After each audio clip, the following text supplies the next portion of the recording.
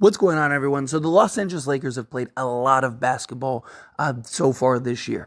Currently, they are sitting at 15 and 11, but they've played the most back-to-backs. They have the most back-to-backs this season of any team. And you got to keep in mind that they also played that extra game for the in-season tournament championship. And so there's a lot of questions about, like, are the Lakers getting worn down? Is there a lot of wear and tear? The Lakers have dealt with a lot of injuries throughout the course of this season early on, which has made other guys have to play more minutes and a more prominent role and just really have to work twice as hard as they would if they had, a full healthy roster, especially like on the defensive side, right? You look at guys like Austin Reeves even, who he went and played the longest in the playoffs, right? As far as like outside of LeBron and AD, played the longest in the playoffs, and then went to go play for FIBA, and then went from FIBA to go to the summer league or the preseason, right? And then go from preseason into the NBA season and has played nonstop, right? So it's just like you look at Reeves and he's played more basketball than anybody. And then you add LeBron James and Anthony Davis and all these guys just constantly having to play big, heavy minutes. There's some level of just physical and mental toughness that you have to have in order to just get through all that. And I mean, you look at the Indiana Pacers, right? I don't even think the Pacers have won a game since the in-season tournament, right? They're currently on a 3-game losing streak, and the Lakers are in the same boat in many ways, right? They've struggled since coming back from that in-season tournament. And to kind of reiterate this and stress this, Max Christie was in a recent interview, and he highlighted this and spoke about just the wear and tear and the mental and physical toll that they've gone through thus far this season. So here's what was said. Yeah, both for sure. I think we've been on the road for a long time. We were in Vegas for 4 days, went back home for a day, and then flew right back out. We've been in Texas for another 4 days. It feels like we got a little bit of a tough stretch ahead of us.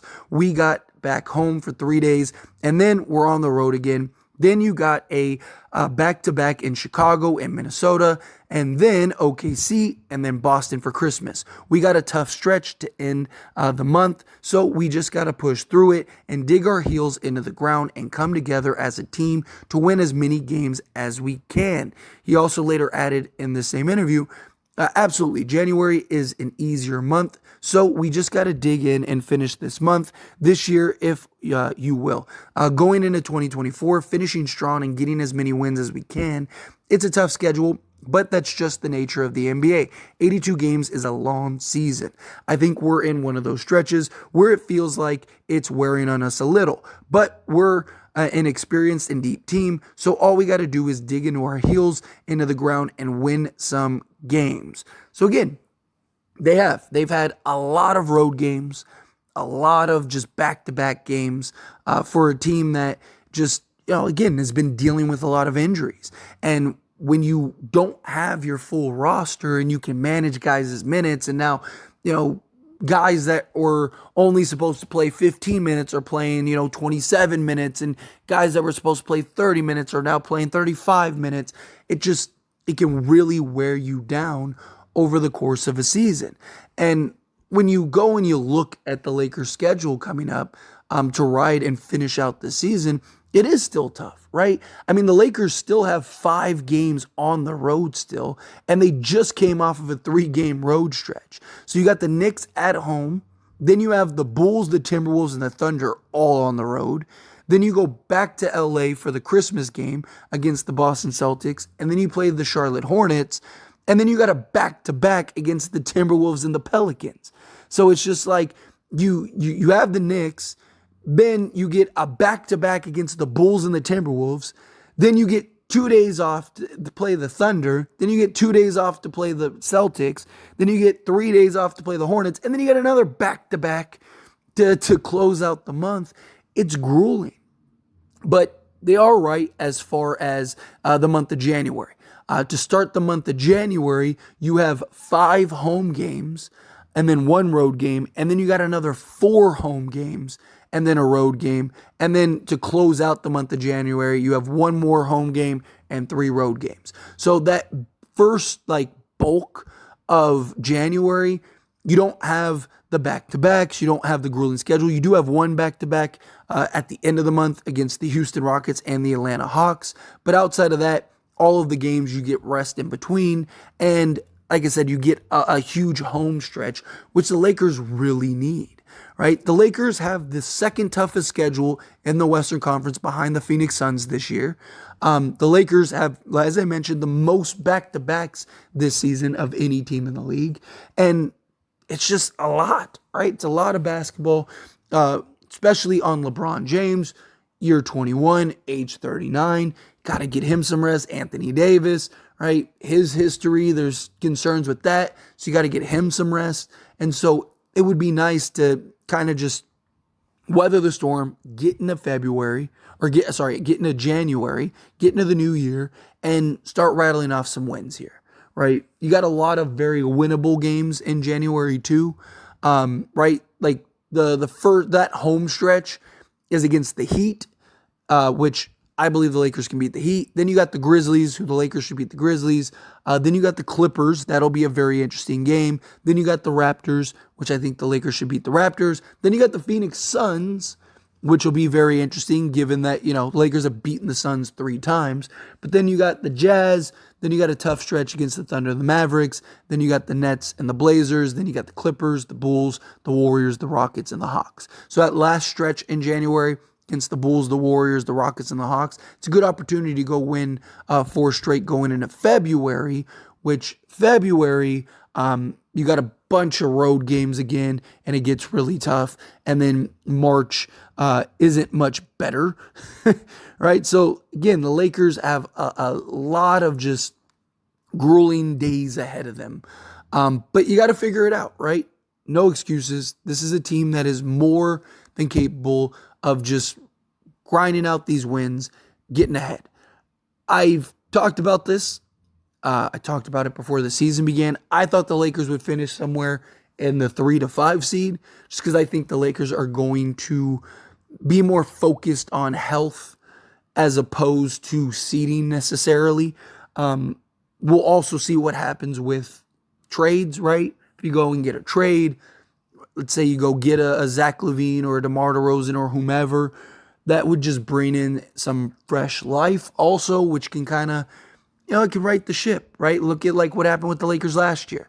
Lakers were really down. It was struggles. It was just this season, maybe a total disaster. It's a write-off. And then the Lakers make a trade and you get all these new faces and you get all this freshness in and you get all these people that, they didn't have the struggles. They didn't have the mental toll. They didn't have the things that you had. And they come in fresh face, wet behind the ears, and it's let's go, right? So we'll see how it progresses. But I do understand Max Christie's comments. I know some people are going to look at this and be like, oh, it's early in the season. Why are you? But again, you got to look at the circumstances. You do. What team has dealt and is handling more injury-riddled than us? I mean, every team has had, some injuries here and there's some significant injuries. But I mean, literally, the Lakers have had several games. I'm not talking 1 or 2. I'm talking literally a couple handful of games where they've had 7 guys in rotation. And it's tough. Again, it's a lot of wear and tear on this roster. This roster is incredibly deep.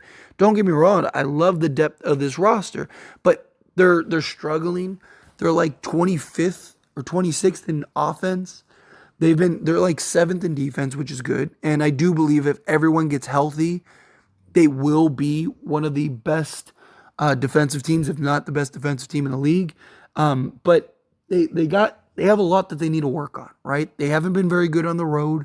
They haven't been able to prove that they can beat the better teams in this league, right? They're handling business against the bad teams. I know that they lost to the Spurs. All right, I get that. Anthony Davis being out was the factor, in my opinion. But outside of the Spurs loss, they've handled all the other teams that they've lost, including the Spurs in that first game. But you got to dig deep. You got to get healthy. You got to get guys involved. if everyone can get healthy and everyone can start playing and Gabe Vincent comes back and all that stuff, which we'll see if he returns today, that'll be huge. But if he returns, then now you got, you got enough pieces to where now maybe you can cut down on minutes. You can start righting the ship a little bit. Guys don't have to work as hard, like I mentioned. Because again, like when you have like Cam Reddish and Gabe Vincent and Jared Vanderbilt out, right? Well, now those are like your three best defensive guys, not name Anthony Davis. So now Austin Reeves and D'Lo and Christie and all these guys have to play just tougher defense because now guys have to defend, the number 1, number 2, number 3 guy rather than where they're supposed to be defending the number 4, number 5, number 6 guy, right? It's different. You have to work twice as hard. You have to play twice as many minutes. It's tough. But again, we're still right there, right? We're 2 games. We're in 8th place right now. We are 2 games out of 2nd. It's how tight the Western Conference is. The Western Conference is so tight. The Lakers are only 2 games out of 2nd place.